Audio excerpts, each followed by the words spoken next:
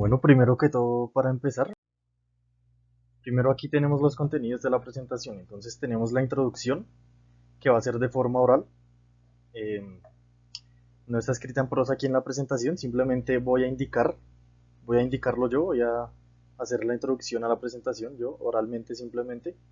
Luego tenemos el objetivo general de este proyecto, tenemos los objetivos específicos, el desarrollo como tal, el cuerpo del proyecto, y finalmente tenemos las conclusiones. Vale, ok. Introducción. Vale, entonces, este proyecto básicamente está basado en la teoría de la relatividad especial postulada por Albert Einstein en el año 1905. Aparte de esto, trata también de la curvatura del espacio-tiempo, ¿ok?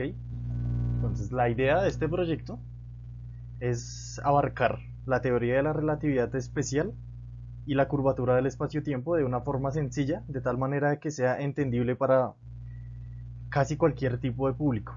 Esto se hará mediante un proceso de explicación de conceptos teóricos sencillos de la física para ir progresivamente escalando en el entendimiento de la teoría hasta llegar a entenderla.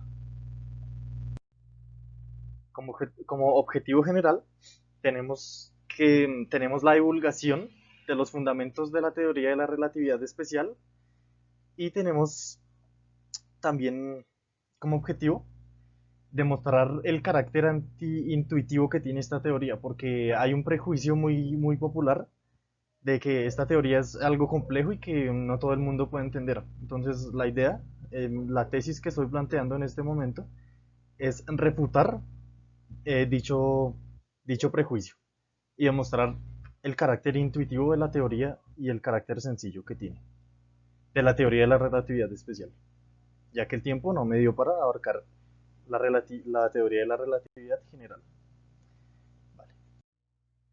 Como objetivos específicos, tenemos demostrar la validez de los efectos relativistas en la realidad, en nuestro entorno, y también deducir el carácter relativo del espacio-tiempo. Aparte de ello, se va a plantear la existencia del espacio-tiempo como escenario en donde ocurren los eventos físicos. Agregado a esto, se deducirá la forma curva del espacio-tiempo. Perfecto. Para dar inicio al desarrollo del proyecto, vamos a afianzar un poco el concepto de relatividad.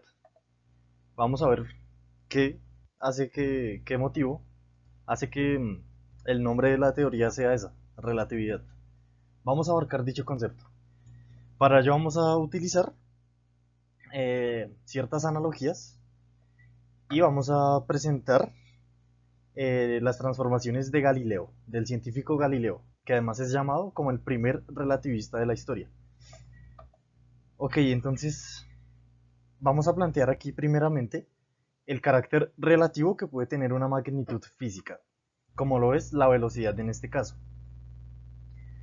Tenemos entonces que la velocidad de una partícula es una magnitud que no tiene sentido absoluto y que solo puede definirse en referencia a un sistema dado. Es decir, aquí tenemos el ejemplo de un auto en movimiento. Se mueve a una velocidad determinada, digamos que con movimiento rectilíneo uniforme.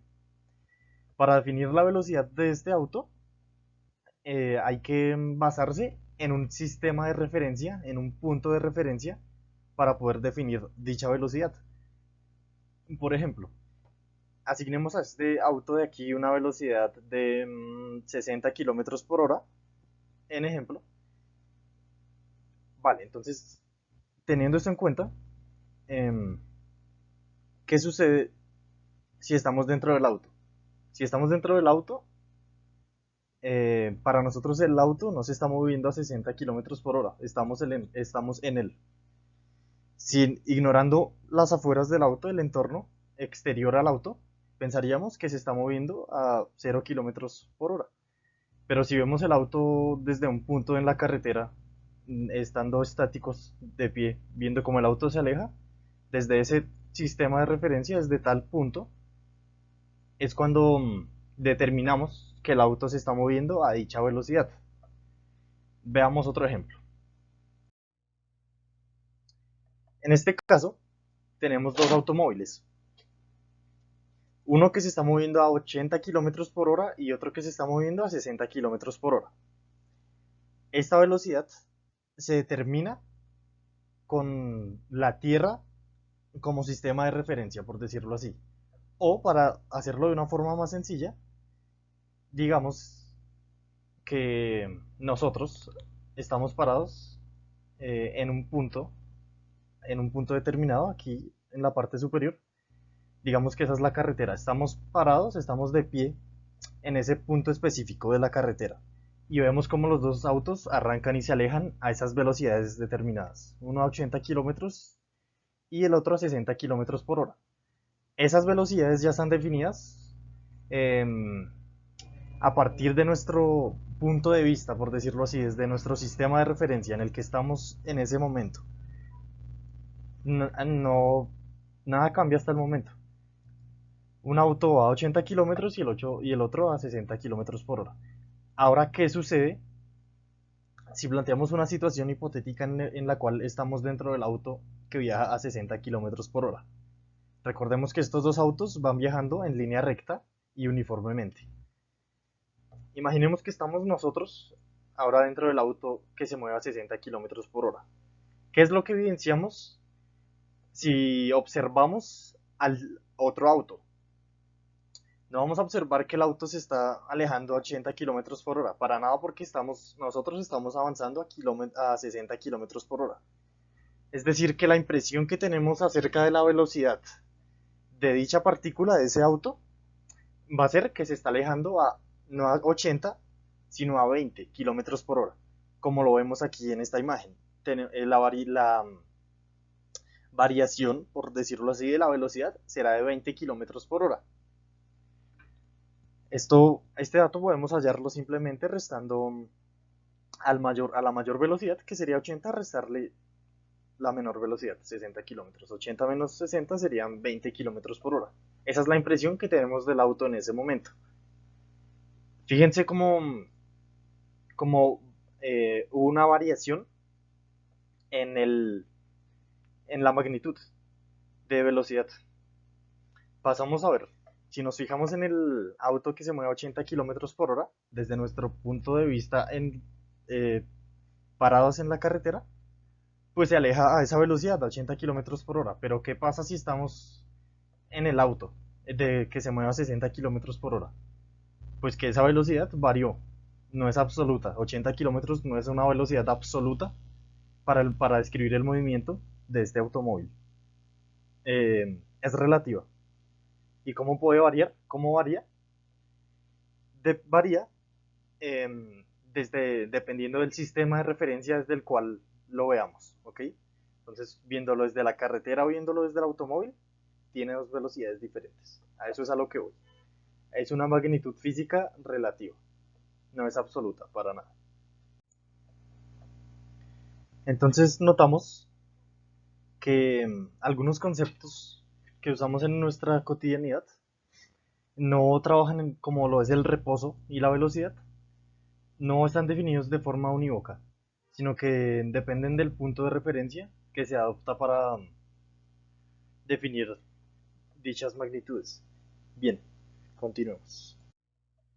Bien, este planteamiento que acabamos de postular sobre la variación de la velocidad no es algo totalmente satisfactorio, ya que se espera que las leyes físicas sean las mismas, independientemente de quién las vea, ¿no? Finalmente la realidad es la que es, sin importar quién la mire. Entonces lo que buscamos con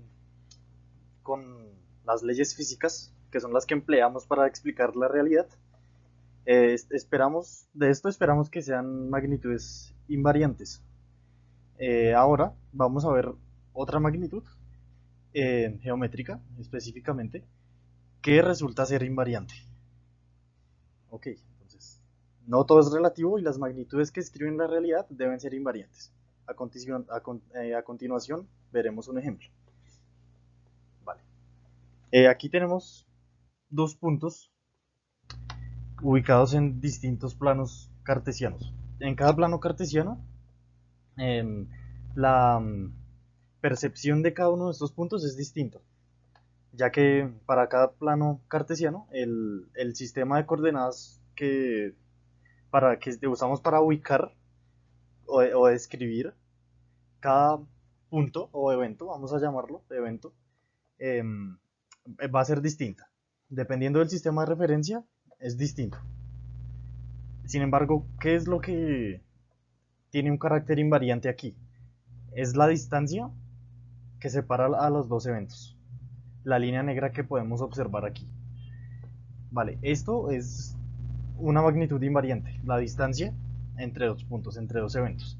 Y a pesar de que tenemos aquí, para cada evento tenemos un cambio de referencia, de sistema de coordenadas, lo que no cambia, independientemente de que se cambien las coordenadas y el sistema de referencia, va a ser la distancia entre los mismos.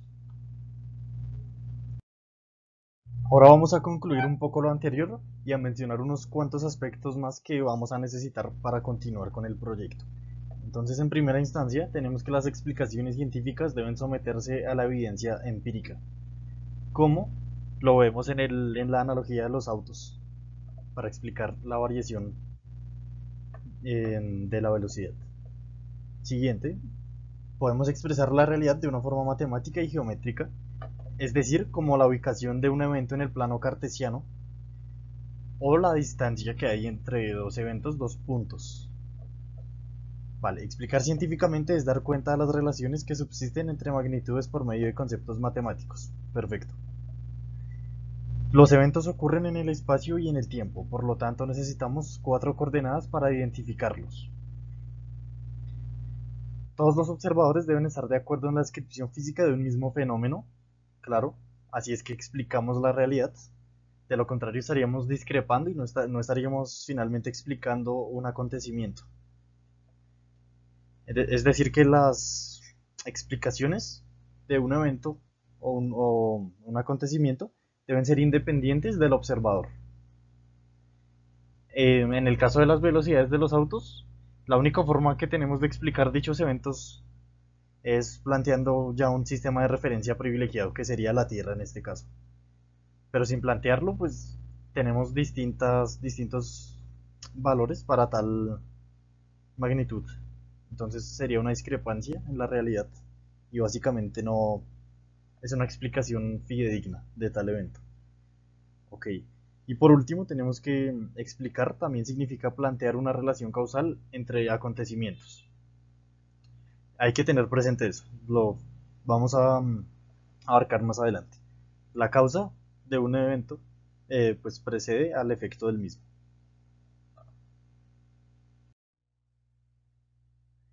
Vale, esto que ven en pantalla, como tal vez algunos de ustedes lo sabrán, son las ecuaciones de Maxwell.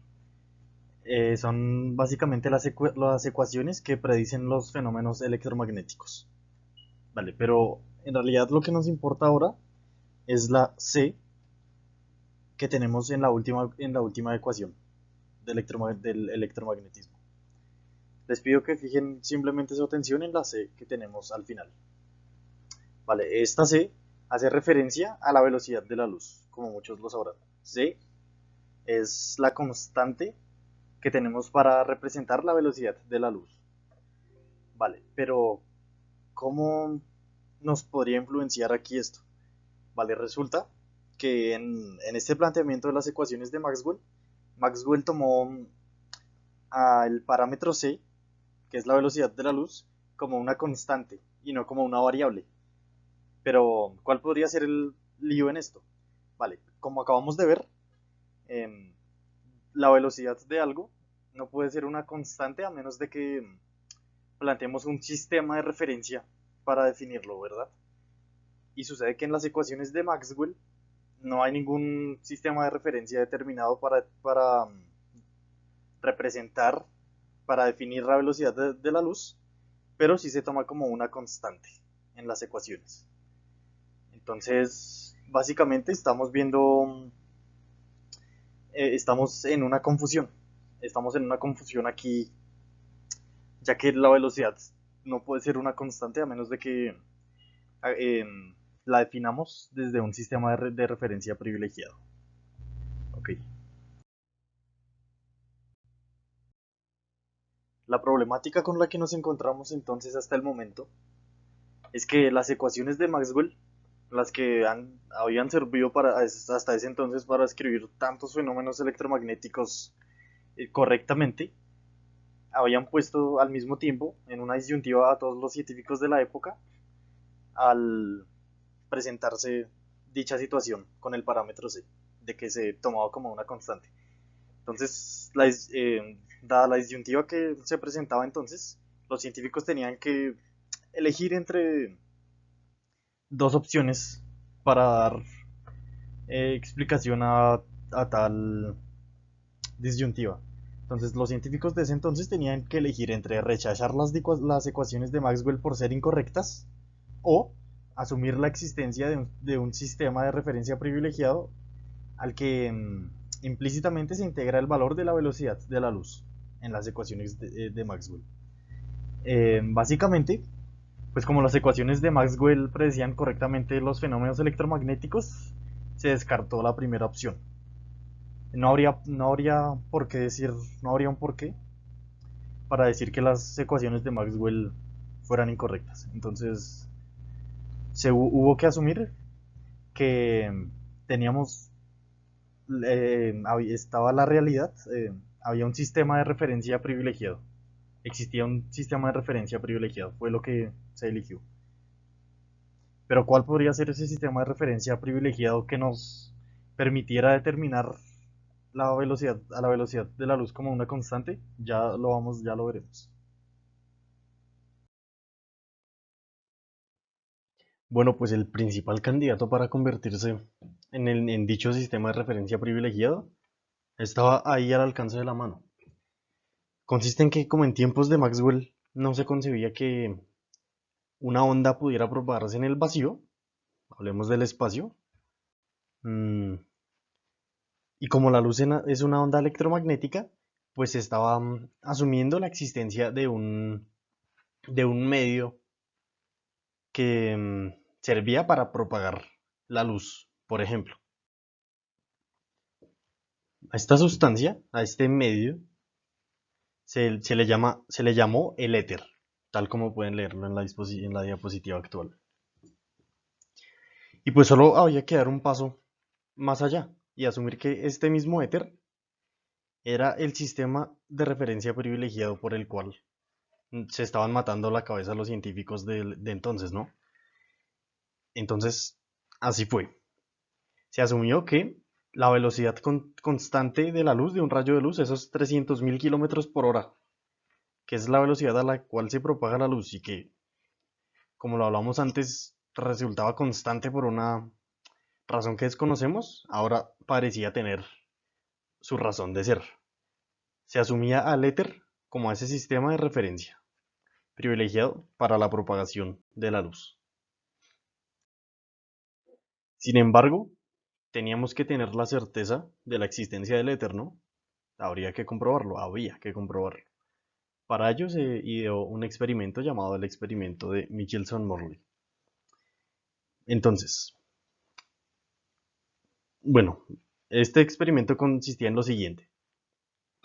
Imaginen que estamos sentados en un tren que se está desplazando en la Tierra, aquí en la Tierra, a una velocidad de 60 kilómetros por hora. Entonces, sumado a ello, imaginemos que fuera del tren, en otras vías, tenemos un grupo de automóviles que se desplazan a una velocidad siempre constante con respecto a la Tierra de 80 kilómetros por hora. Entonces, estas velocidades se tienen en cuenta desde el sistema de referencia que viene siendo la Tierra. Tenemos a la Tierra, tenemos a nuestro tren en el que estamos nosotros, que se mueve a 60 kilómetros, y tenemos las velocidades constantes de los automóviles. Según lo que hemos concluido, dicha velocidad de los automóviles tiene que ser relativa y va a variar en función de la dirección que cada automóvil tome con respecto a nuestro tren. Es decir, si vamos en el tren, y bueno, el tren va en movimiento rectilíneo uniforme, es decir, se mueve de forma em, recta y uniformemente, a una velocidad constante. Si un automóvil se desplaza a la misma dirección que nosotros en el tren, pues la velocidad de ese automóvil para nosotros será de 20 kilómetros, como en el ejemplo pasado, porque va a 80 y nosotros a 60 kilómetros por hora. Es decir, que la variación es de 20, el auto irá a 20 kilómetros por hora. Ahora si imaginamos el caso contrario, que el automóvil va hacia el otro lado del tren, se van separando cada vez más. La velocidad de ese auto para nosotros será la sumatoria de nuestra velocidad más la que lleva el auto con respecto a la Tierra. Es decir, que será de 140 kilómetros por hora. Bueno, teniendo claro eso hasta ahí, ahora imaginemos simplemente o que debemos ahora reemplazar la Tierra, em, la Tierra por el éter, ahora en este caso hablando del experimento en la vida real, por el éter, que es un sistema de referencia fijo. La velocidad constante de los coches por la luz, que lleva una velocidad constante además. Y por último, nuestro tren, que es el sistema de referencia en movimiento.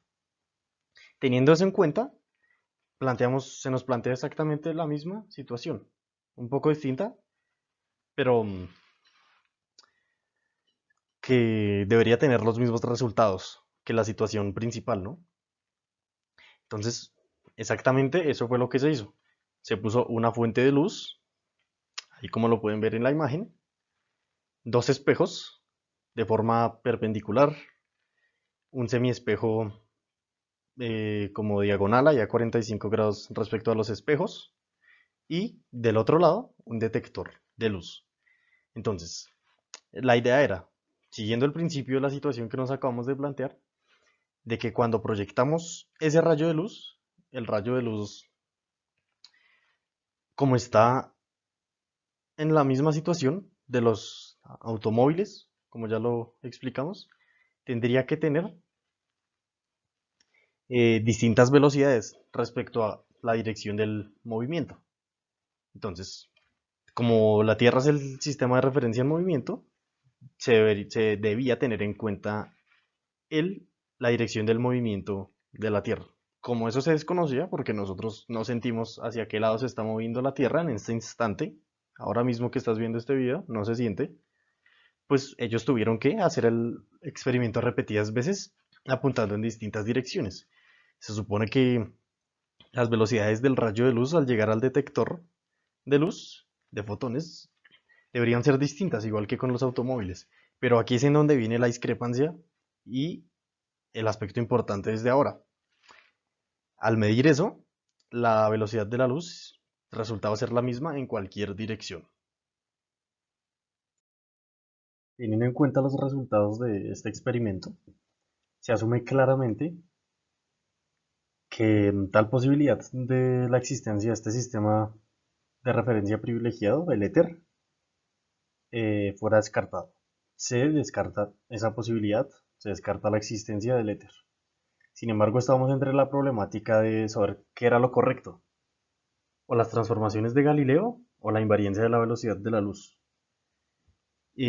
Ambas cosas no se podía descartar nada porque ambas cosas predecían fenómenos de forma correcta. Lo de la velocidad es evidenciable y además la invariancia de la velocidad de la luz también es evidenciable en la predicción, ya que las ecuaciones de Maxwell predicen correctamente cualquier fenómeno electromagnético o los fenómenos electromagnéticos. Entonces, no se podía rechazar ninguno de estos dos aspectos. La única salida que se obtuvo para esto, y aquí es en donde viene Albert Einstein, fue replantear una estructuración del espacio y el tiempo, de la concepción que se tenía de estas magnitudes. para la ciencia en ese entonces. Entonces, en ese instante se estuvo frente a una revolución científica. Y desde aquí es desde donde comenzamos a hablar ya de relatividad especial. Entonces, como el punto de partida desde ahora era la acepción tanto de la invariancia de la velocidad de la luz como del principio de relatividad de Galileo, lo único que quedaba por hacer era plantearnos una situación en la cual implementáramos ambos aspectos y esperar a ver qué sucedía. Em, Así es como surge el famoso experimento mental. Esto es muy importante a la hora de hablar de los razonamientos a los que llegaba Albert Einstein. Aquí es cuando empezamos a hablar de el tiempo y el espacio. Vamos a ver esto que nos indica. Imaginemos que tenemos un reloj.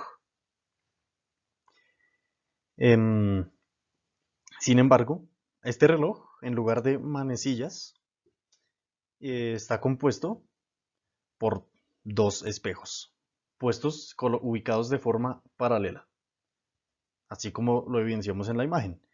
Y como sabemos que el tiempo es la sucesión de un evento, la repetición de un evento de forma perpetua, por decirlo así, imaginemos que ese dicho evento que se va a andar repitiendo, que va a tener una sucesión, va a ser un rayo de luz rebotando en medio de los dos espejos. Bien, entonces eh, tenemos en cuenta eso. Aquí vamos a utilizar esta fórmula en física que es muy famosa, ¿no? Tiempo igual a distancia sobre velocidad. Ahora imaginemos que tenemos ese mismo reloj compuesto por dos espejos ubicados de forma paralela y por un rayo de luz rebotando entre ellos sucesivamente. Tenemos ese reloj ahora dentro de un tren nuevamente. Estamos tú y yo dentro de un tren en este instante, pero ahora vamos a tratar de predecir qué sucedería ahora con este reloj puesto con un tren en movimiento, un tren que se mueve a una velocidad determinada. Como el tren está en movimiento, ahora la trayectoria de dicho rayo de luz no va a ser simplemente de forma paralela a la ubicación de los espejos, no va a ser solo subir y bajar. Si lo evidenciamos de la forma en la que el tren está en movimiento, la trayectoria del rayo de luz va a ser esta, como la que se puede evidenciar ahí en la foto. Básicamente, el rayo de luz, bueno, como los espejos se andan moviendo, porque el tren está en movimiento, la trayectoria del rayo de luz va a ser más larga. Ya no se va a mover hacia arriba y hacia abajo, sino que se va a mover de forma diagonal, por decirlo así, proyectándose hacia el frente un poco. Imaginemos aquí un triángulo rectángulo imaginario. Entonces, los catetos de este triángulo son simplemente la L, que es esta distancia que separa los dos espejos, y tenemos el otro cateto, la velocidad por tiempo, que sería pues el otro cateto básicamente. Y la hipotenusa, para la hipotenusa tenemos para la distancia D, que lógicamente, por cuestiones geométricas aquí evidenciables, es más larga que la distancia L. Teniendo en cuenta esto, si sabemos que la velocidad de la luz es constante, acabamos de mencionar ahorita hace un rato que el punto de partida de la relatividad especial era la acepción de los dos principios que tenemos, el principio de relatividad de Galileo y la constancia de la velocidad de la luz. Es invariante su valor. Siempre es de 300.000 kilómetros por segundo. Teniendo en cuenta esto, Planteemos aquí un pequeño ejercicio con la ecuación pasada. Entonces sería distancia sobre velocidad igual a tiempo. Si sabemos que la velocidad no puede variar, em, pero la distancia cambia, entonces tenemos aquí, asumamos que la velocidad de L es igual a 1 en este caso, y la velocidad de la luz es 3. Esto equivale a un tercio, ese sería el tiempo, ¿no? Un tercio, pues, de unidad de tiempo como tal. Ahora sumamos que como esta velocidad, esta distancia, perdón, la distancia d no es equivalente a la L, asumamos que vale 1,5 y la velocidad se sigue manteniendo, 3. Como ven el tiempo, ahora ya no equivale a un tercio, sino a un medio. Entonces, como concluyente, como se concluye aquí, concluimos que la única forma que tenemos de conservar este principio de la invarianza de la velocidad de la luz es que el tiempo se dilate, se alargue. Para un mismo trayecto, bueno, no es el mismo, pero para un mismo evento, aquí que sería el rayo de luz rebotando en los espejos, primero en reposo, luego con el tren en movimiento, la única salida que tenemos es asumir la dilatación del tiempo. Al rayo de luz le toma más tiempo recorrer la distancia de. Partiendo del hecho de que el tiempo se dilata, es decir, se alarga, pues ahora nos surge una pregunta.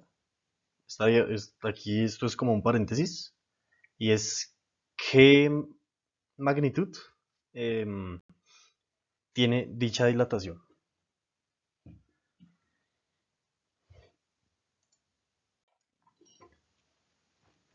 Entonces, ahora lo que haremos es tratar de hallar dicho factor de dilatación para el tiempo, simplemente usando el teorema de Pitágoras. Entonces, en la diapositiva anterior mencioné que teníamos un triángulo rectángulo imaginario. Ahora lo que vamos a hacer es emplear el teorema de Pitágoras. La hipotenusa de un triángulo rectángulo al cuadrado es igual a la suma de sus catetos al cuadrado.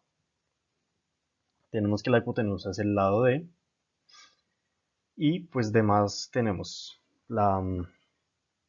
el cateto vertical, por decirlo así, es la L, está al cuadrado, sumado a la velocidad por T', que sería el periodo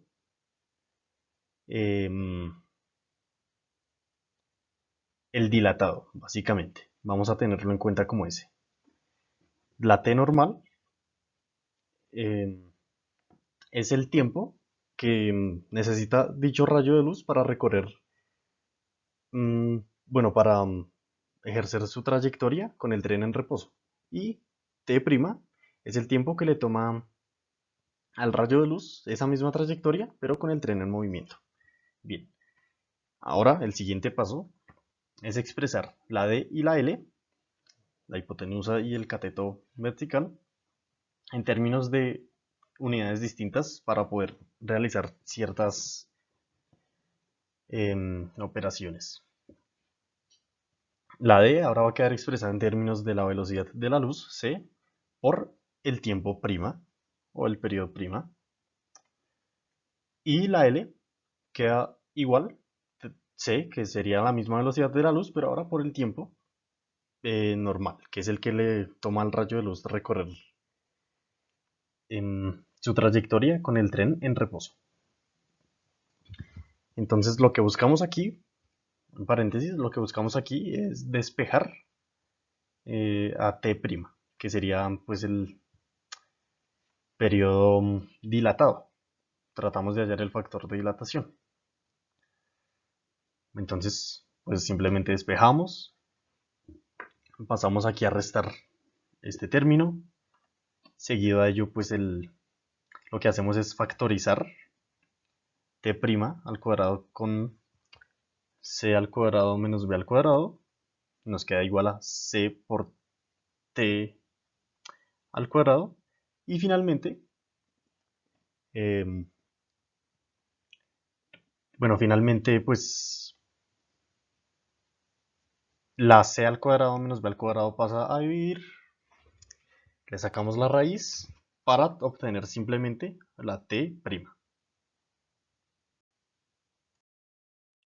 Como acabamos de obtener que t' es igual a t por este término que tenemos aquí, c sobre la raíz de c al cuadrado menos b al cuadrado menos v al cuadrado, pues obtenemos este mismo término como el factor gamma. Este factor gamma es el factor de dilatación que se obtiene pues en la dilatación del tiempo.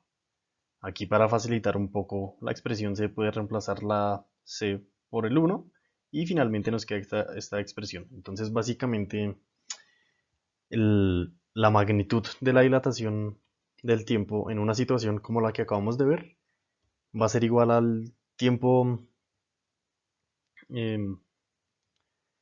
principal multiplicado por el factor gamma, que es el factor de dilatación del tiempo. Sin embargo, la dilatación del tiempo no es evidenciable en nuestra vida cotidiana. ¿Por qué? Porque, por ejemplo, si el tren se mueve a una velocidad de 300 kilómetros por hora, el factor de dilatación que tendría el tiempo sería esta cifra que ven aquí. 1,00000, todos estos ceros, 4. Bien, entonces es un número muy muy pequeño, por lo cual tendrían que pasar, como lo pueden leer aquí, 800.000 años para notar una diferencia simplemente de un segundo en nuestras mediciones. Y concluyendo lo anterior, para notar dicha dilatación del tiempo, pues tendríamos que estar viajando a unas velocidades colosales, equiparables a la de la velocidad de la luz. Sin embargo, la dilatación del tiempo no lo es todo. Acabamos de empezar. Otro efecto relativista que tenemos es la contracción del espacio. Básicamente consiste en que como el tiempo va transcurriendo más rápido cuando estamos viajando a semejantes velocidades, equiparables a la velocidad de la luz, básicamente las distancias deberán contraerse cuando estamos en movimiento a ciertas velocidades. Y esta contracción que se presenta en las distancias es generada por el mismo factor gamma, que sería el factor de la dilatación del tiempo. Y bueno, al igual que sucede con la dilatación del tiempo, esta contracción del espacio pues se percibe a velocidades extremadamente altas. Aquí tenemos entre paréntesis que si viajáramos en una situación hipotética a la velocidad de 260.000 kilómetros por segundo, el espacio se reduciría a la mitad. Es decir que si estuvieras viajando en una nave espacial en el espacio a dicha velocidad, cosa que pues es imposible por ahora, verías el espacio reducido. Las distancias se reducirían para esa velocidad a la mitad. Hasta este punto, entonces debemos tener en cuenta que, como lo acabamos de evidenciar, el espacio y el tiempo han dejado de ser magnitudes constantes o absolutas. Esto ahora empieza a tener un carácter relativo. Y bueno, hasta este punto hay dos cosas fundamentales que deben ser nuestro centro de enfoque ahora. La primera es que la descripción de un evento físico percibida por distintos observadores ya no va a ser la misma. Y bueno, aquí voy a destacar algo que olvidé mencionar anteriormente. Y es que cuando estamos en dicho tren en movimiento con el reloj de los espejos, percibimos una dilatación del tiempo. Sin embargo, esta dilatación es percibible no por nosotros, para nosotros todo sigue transcurriendo igual, pero dicha dilatación del tiempo se percibe por un observador ajeno a nosotros dentro del tren. Eso es fundamental. Entonces, básicamente, para nosotros, si estamos dentro del tren, todo sigue igual. El rayo de luz para nosotros se va a seguir dirigiendo hacia arriba y hacia abajo, hacia arriba y hacia abajo, normal. Entonces el tiempo está transcurriendo de forma natural para nosotros. No percibimos ninguna dilatación con el tiempo. Porque igual, si lo percibiéramos, ¿cómo sabríamos que lo estamos percibiendo? Habría que compararlo con algo. Entonces, la discrepancia realmente está cuando un observador ajeno a nosotros dentro del tren compara su tiempo con el nuestro. Ahí es cuando se percibe dicha dilatación.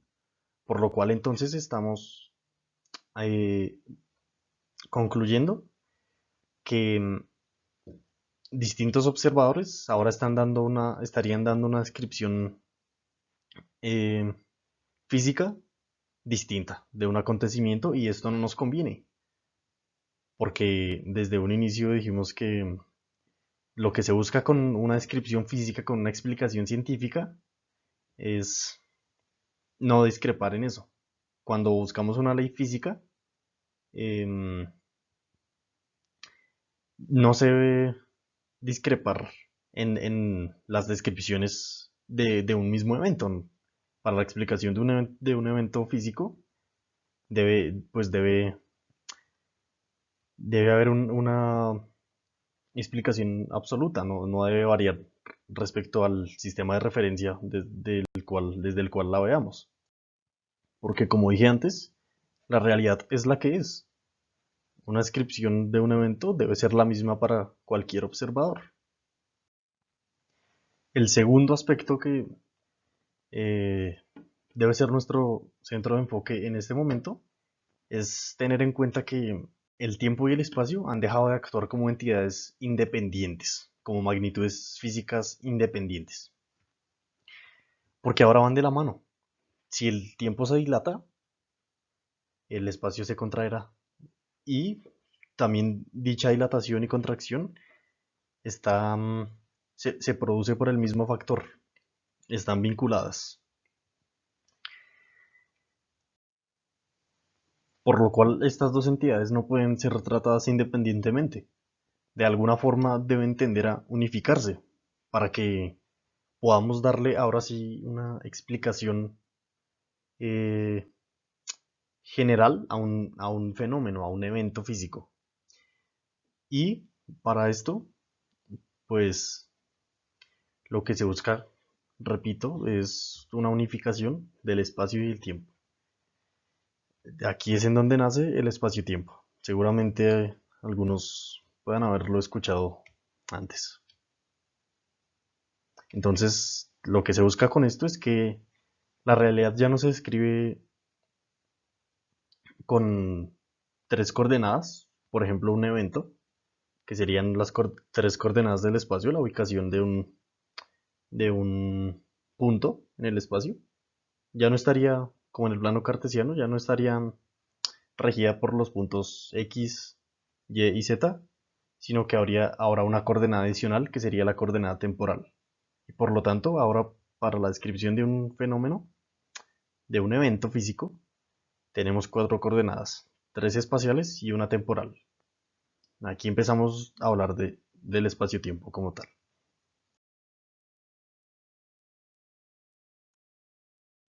Al inicio de este video hablábamos de una magnitud que nos servía perfectamente para hacer descripciones eh, o explicaciones de eventos físicos. Esta magnitud era la distancia. Siempre la distancia entre dos eventos, entre dos puntos, iba a ser la misma, independientemente desde el punto de vista, desde el sistema de referencia. Ahora vamos a retomar eso de nuevo. El propósito de eso que mencioné al inicio es la facilidad, pues para desenvolverme ahora con el espacio-tiempo. ¿Por qué nos interesa la geometría del espacio-tiempo en este momento? Es básicamente por eso. Al momento de asumir que el espacio y el tiempo son relativos, necesitamos una magnitud que sea invariante, que nos permita realizar esas descripciones de los eventos y que sean iguales para cualquier observador. Esa magnitud nuevamente sería la distancia, pero recordemos que ahora ya no tenemos mm, eh, el mismo escenario para un evento. Ya no tenemos solo tres coordenadas espaciales, ahora recordemos que el espacio y el tiempo dejaron de actuar como entidades independientes. Tratamos de unificarlas y el espacio-tiempo tendría por lo tanto una geometría distinta al espacio como tal simplemente. Tenemos que buscar cuál es esa geometría del espacio-tiempo. Eso lo vamos a hacer por medio de la causalidad. Entonces, nuestro centro de interés en este instante es la causalidad. Bueno, algunos sucesos, algunos eventos, pues en nuestra realidad se dan de forma casual, que no tienen una relación como tal entre ellos, no están correlacionados, y tenemos, sin embargo, otros eventos que presentan una relación causal. Em, el efecto de algo, pues, es producto de su causa, ¿no? Por ejemplo, em, yo qué sé, imaginemos una cantidad de agua en ebullición. Esa agua está hirviendo, está en ebullición, gracias a un suceso anterior a ese, que sería la producción de calor para permitir la ebullición, ¿no? Hay una relación causal. Se produce calor para que pueda dar paso a la ebullición. Hay relación causal.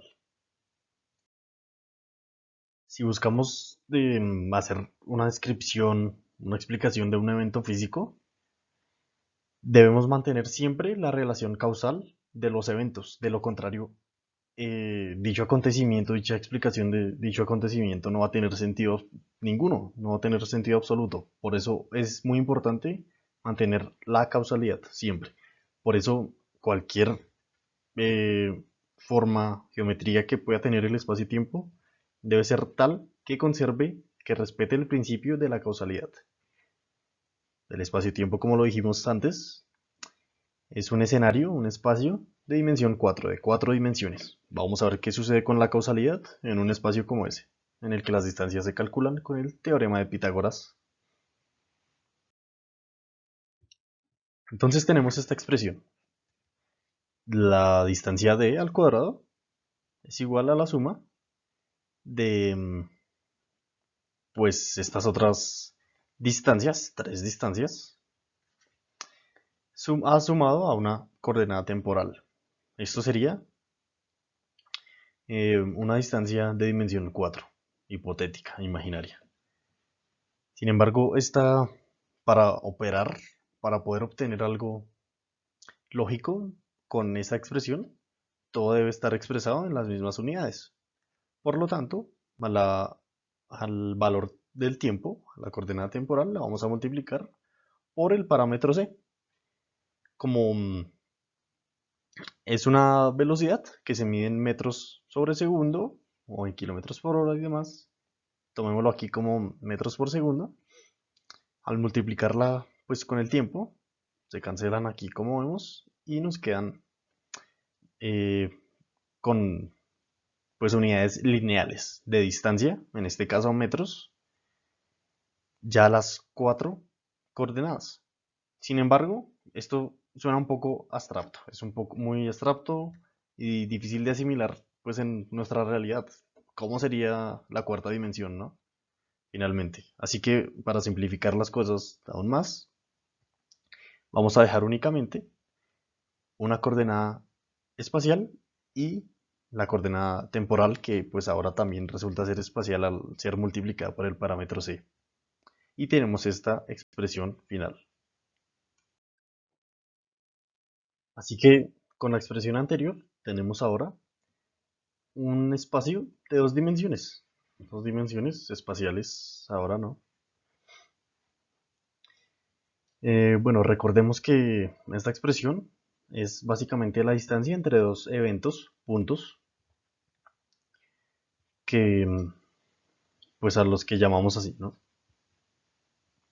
Entonces representemos dichos eventos en un espacio euclidiano, es decir, en un espacio plano de dos dimensiones, geometría plana. Ya vemos al primer evento, el evento A, aquí como lo pueden ver en la primera figura, y al otro lado tenemos al evento B simplemente. Eh, bueno, aquí tenemos un plano cartesiano y básicamente una circunferencia. Recordemos que ahora el espacio y el tiempo están conectados. Y quiere decir que si hacemos una modificación en el espacio, eso tendrá sus consecuencias con el tiempo y viceversa. Para comprobar la causalidad, lo único que debemos hacer es hacer una simple rotación del evento B, pues en este caso de 180 grados, y como vemos, el evento ahora se ubica en la parte negativa del plano cartesiano, lo cual se asume como si el evento B tuviera lugar antes que el evento A, pero no es así. Aquí en la asociación que tenemos ahora mismo es que B no puede pasar antes de A, porque A es la causa de B. Por lo tanto, la geometría del espacio-tiempo no puede ser una geometría plana. Es decir, que ahora descartamos la geometría euclídea. Al no poderse tratar de una geometría de dicho carácter, debemos evaluar las posibilidades con otro tipo de geometría. Probemos haciendo una modificación a la expresión inicial, simplemente de su signo. Ahora, la distancia de e al cuadrado ya no es la suma de sus catetos, por decirlo así, sino que es la resta. Ahora tenemos esto con la cuestión del signo negativo. Bueno, resulta que esto resulta tratarse ahora de la distancia de Minkowski, que básicamente es la forma con la cual se calculan las distancias en espacios hiperbólicos. Es decir, para la geometría plana euclídea, cuando calculamos distancias, empleamos el teorema de Pitágoras, que es sumando los catetos al cuadrado. Para los espacios hiperbólicos, que ya no es la geometría de Euclides, sino de Minkowski, empleamos pues ahora la resta de esto. Esto hay que tenerlo en cuenta. Pues hay que probarlo, ¿no? Ahora representamos dos eventos eh, en un espacio hiperbólico. Como pueden notarlo aquí, tenemos el plano cartesiano y tenemos este espacio hiperbólico, que es las líneas en rojo, representadas en rojo. Si realizamos modificaciones espaciales, no nos encontramos con que la coordenada o un evento caiga en una coordenada temporal negativa. Es decir, que se mantiene el principio de causalidad. No tenemos ningún tipo de discrepancia, es decir, que la geometría de Minkowski para espacios hiperbólicos parece ser una buena candidata hasta el momento para ser la indicada para la geometría del espacio-tiempo. Además, en este gráfico podemos representar estas zonas sombreadas eh, en el plano cartesiano. También se toman como el parámetro c, que básicamente es la velocidad máxima de propagación de la causalidad.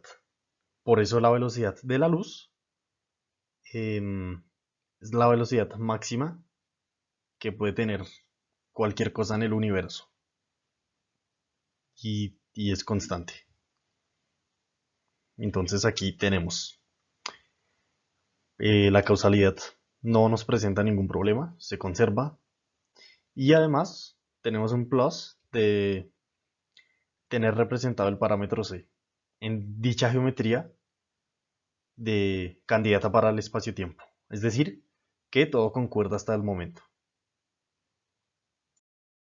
En la imagen anterior veíamos representados dos eventos conectados causalmente y dije que la zona sombreada en negro era básicamente el parámetro C representado en este espacio geométrico. A este espacio geométrico le llamamos el cono de luz. Ahora vamos a evaluar una situación en la cual tenemos eventos que no están relacionados de forma causal.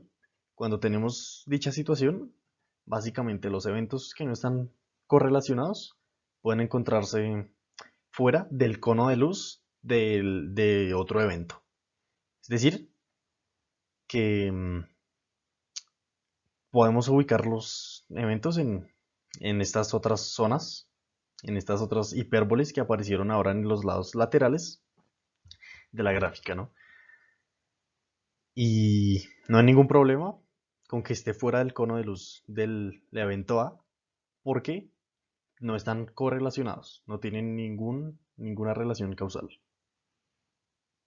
Y pues el parámetro C es la máxima velocidad de propagación de la causalidad, pero si no hay causalidad, no tenemos en cuenta el parámetro C, por lo tanto, no hay lío con esto. Todo sigue concordando hasta el momento. Como todos los aspectos necesarios están ya eh, comprendidos básicamente en esta representación geométrica del espacio-tiempo, que sería el espacio hiperbólico, no presentan problema, es decir, ya todo está realizado, no nos queda más que concluir.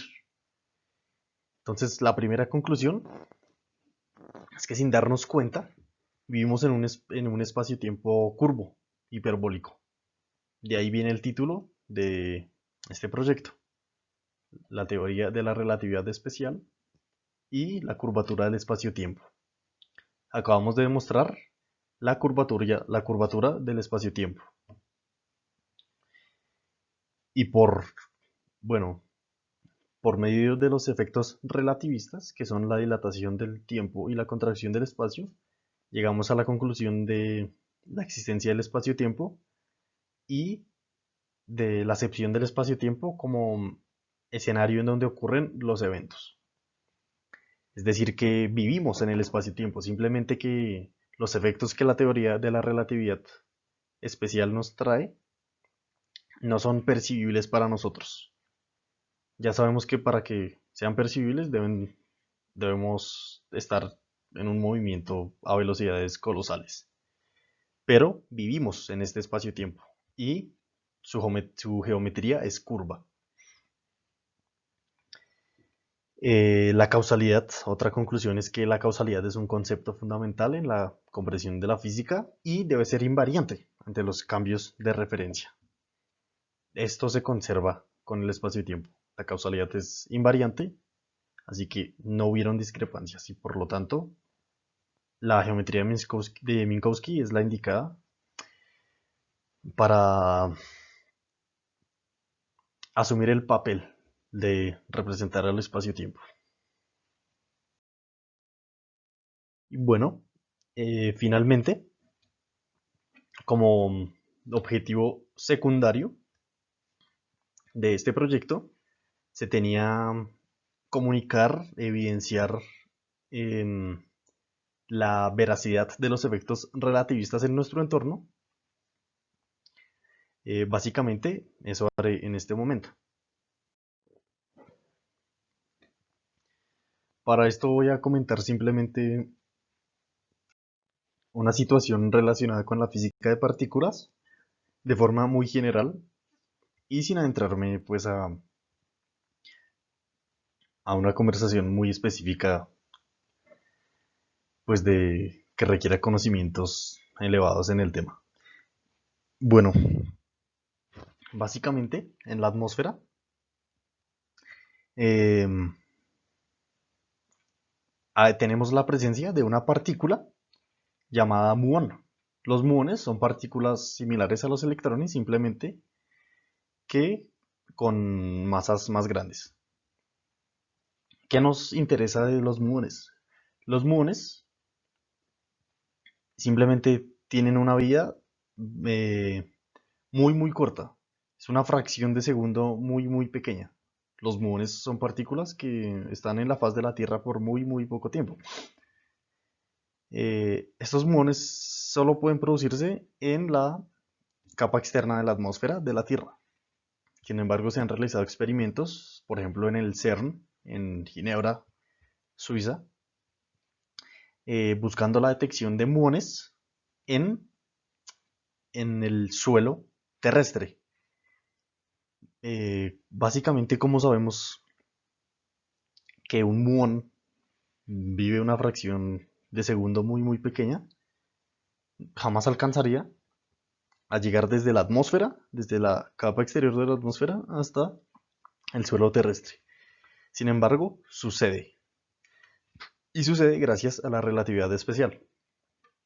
Evidentemente, claro que sí se han detectado muones, pues en la capa terrestre desde el siglo pasado en el CERN, y esto sucede gracias a la relatividad especial. Recordemos que las partículas pueden viajar a la velocidad de la luz. Como los muones se proyectan hacia la atmósfera a una velocidad colosal como es lo de la luz, o tal vez una velocidad un poco inferior, para el tiempo para ellas, desde su perspectiva, perdón, desde nuestra perspectiva, ese tiempo resulta ser dilatado. Y como se transporta desde una velocidad, bueno, genera una trayectoria tan colosal, a cierta velocidad el espacio también se contrae y se evidencia directamente la teoría de la relatividad especial. Esto es una prueba más de que esto es un hecho, vivimos en el espacio-tiempo, la teoría de la relatividad es algo de lo que se tiene total acepción en la comunidad científica.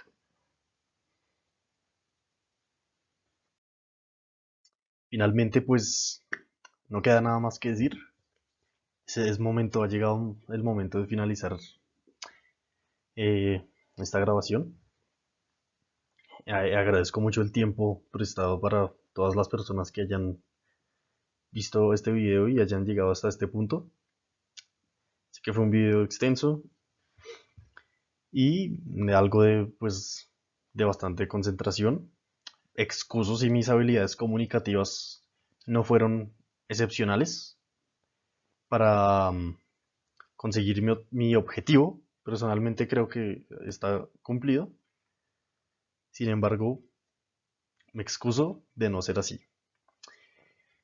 En última instancia, quiero resaltar básicamente algunas fuentes que me ayudaron muchísimo para culminar este proceso, de entender como tal la teoría de la relatividad y poder divulgarla de una forma relativamente sencilla. Y pues bueno, me basé en varios libros, principalmente en el libro al inicio, que es la teoría de la relatividad. Además de eso, el libro Persiguiendo a Einstein, de la intuición a las ondas gravitacionales, por Antonio Asín y Eduardo Asín, el libro que tengo en este momento. Además, por la lectura de muchos artículos en internet, videos, todo ha sido producto de un proceso arduo de investigación como tal. Muchas gracias.